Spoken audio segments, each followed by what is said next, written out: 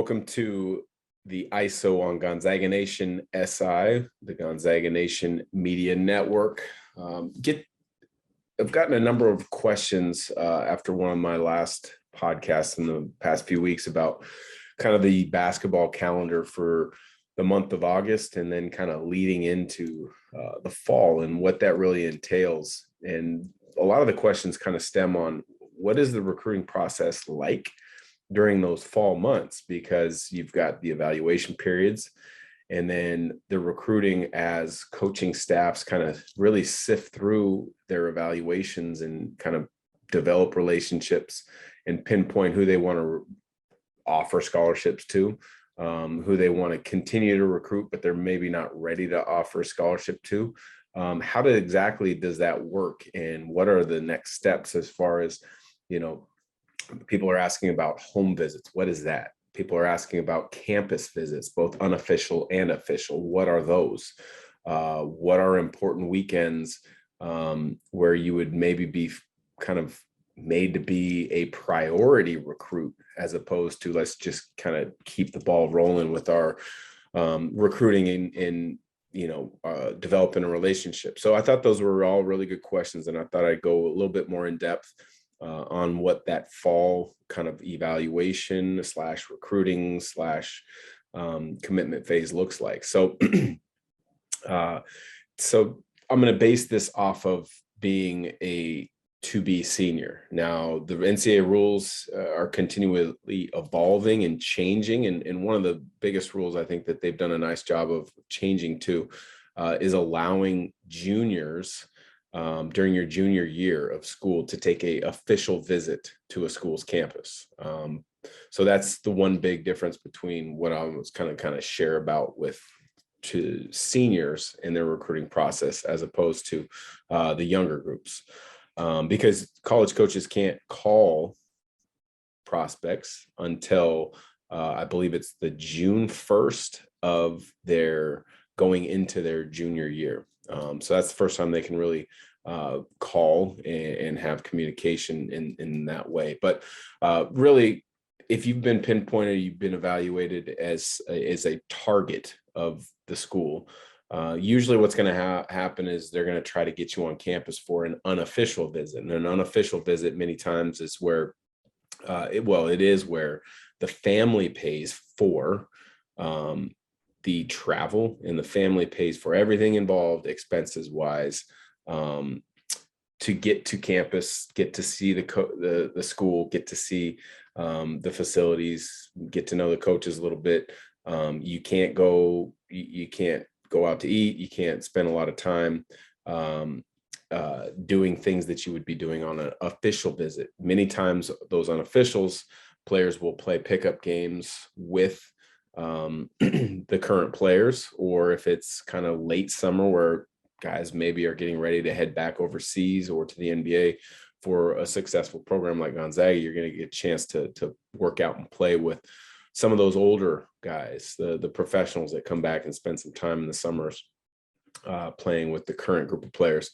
So that's one piece. That's the unofficial visit. The next piece is a lot of colleges will, during that fall, they will have staff go to recruits high schools and just spend some time with them. You're able to go out and spend a little bit of time on campus. That is very valuable for a lot of coaching staffs and coaches to talk to their teachers, talk to their high school coach in depth, maybe talk to a high school counselor, just really kind of do your due diligence and your background checking of everything that is going to possibly make a player successful at the next level. Or maybe you go there and you talk to a couple of people and a couple of red flags go up, and maybe you're a little bit more hesitant to put that offer out there. But in the fall, there are lots of campus visits by coaches heading to schools and kind of checking on some of their recruits.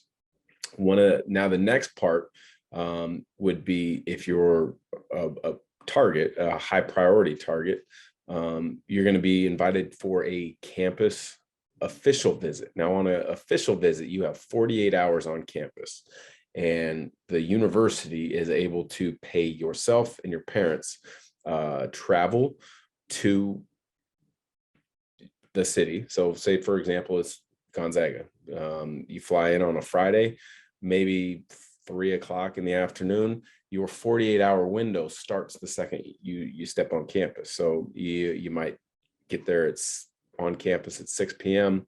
You got 48 hours essentially for that program and that coaching staff. I don't want to say wine and dine you, but you're treated very well, treated almost like royalty. You're going to be you're going to be put in a very nice hotel. You're going to be you're taking a nice dinners. You're going to be kind of taken around campus and shown where you'd be living in the dorms, where your off-campus housing might be. You're going to be you're toured around all the facilities, see that. You're also going to be typically you'll meet with some potential professors or counselors that you'll be kind of navigating your college academic career with.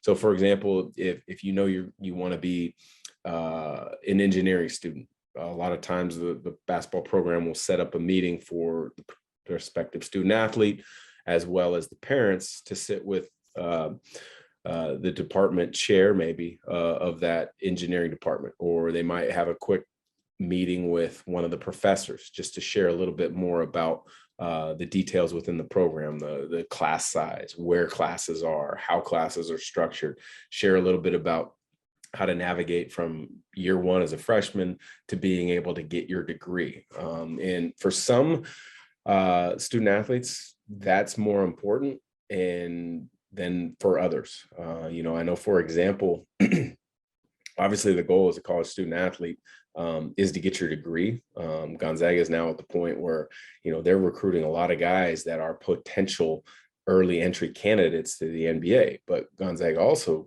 what they do such a good job of is finding guys that maybe have that talent, but also value the academic side, because Gonzaga is not an easy school. But with that, they will also bring up the idea that, hey, if you're good enough and you do leave, we will help figure out a path to get you to graduate. It might not be in 4 years, especially if you go play professionally. It may take a little bit of time, but we're here to help. We're here to navigate that pathway to get you a college degree. And so I think that's something that's very important that is many times overlooked is, the true planning to get somebody to their degree, which is the whole idea of coming to college.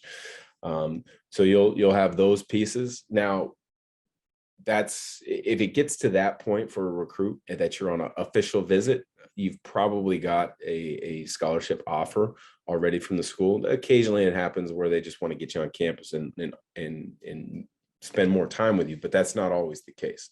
Now, if you're a high priority target, somebody that, they absolutely, they're kind of putting the full court press on, they really want to get you to commit to the school and sign and be a future player.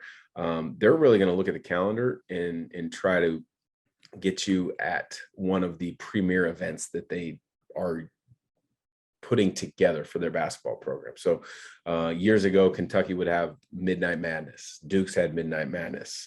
Gonzaga has what they call Craziness in the Kennel. Obviously, if you listen to this podcast frequently as a Gonzaga fan, you know it's always in mid-October and you get excited for it. It's an afternoon scrimmage, intra-squad, where they split things up. They do a lot of fun things for the crowd to get to know the new players. But many times, Gonzaga will have 2 or 3 priority recruits where they can see just how great of environment McCarthy Athletic Center is with the Kennel Club. They can see just how much community support they get. They can get to know some of their potential teammates a little bit more and spend some time with them and see how they interact with the community and the school. And so that's one thing. If you're a priority recruit, a high priority recruit, typically you're going to be kind of picked into put into one of those high profile weekends for a particular program. I look back at when I took unofficial visits. I took a number of them to the University of Washington before I committed at first. And one of the first ones I took as an unofficial visit was Notre Dame football at Washington football at Husky Stadium. That was pretty darn cool to be able to go see the Fighting Irish against the Huskies on an unofficial visit. And then as an official visit, things are kind of to a clockwork, to a T. What I mentioned with those different events, the meals, the watching of practice, if practice is already going, the meeting of professors and deans. So it's a really interesting, really unique time. It's one of those things where, college coaches have to be very organized with how they structure who they're putting on visits or bringing onto campus for visits and when, because some coaching staffs like to be the first visit and try to put the full court press on and get a commitment at that point. Some want to be the last scheduled visit so that when a player is ready to make their decision, they're the school most fresh in their mind. So lots of different angles to take with it, but I thought I'd share a little bit about how that fall recruiting calendar works for the college basketball season. Hard to believe. I mean, it's coming up late August already. We're past the midway point. Gonzaga's student athletes will be getting back to campus, other than fall sports, who's already practicing now. But, students will be getting back in another week and a half or so, and workouts start. Practices are right around the corner. So it's a pretty exciting time. So appreciate you listening. Take care. If you've got questions for me, whether it's for one of our mailbag episodes, which we release every Wednesday, or just a thought that might be great for a long podcast, send it my way. We're also working on a number of different things for this upcoming fall, finishing off our WCC coaches tour with interviews with head coaches of all the different programs across the league, and coaches from different schools across the country are beginning to get scheduled out for the podcast. So busy times. Take care. Have a great day.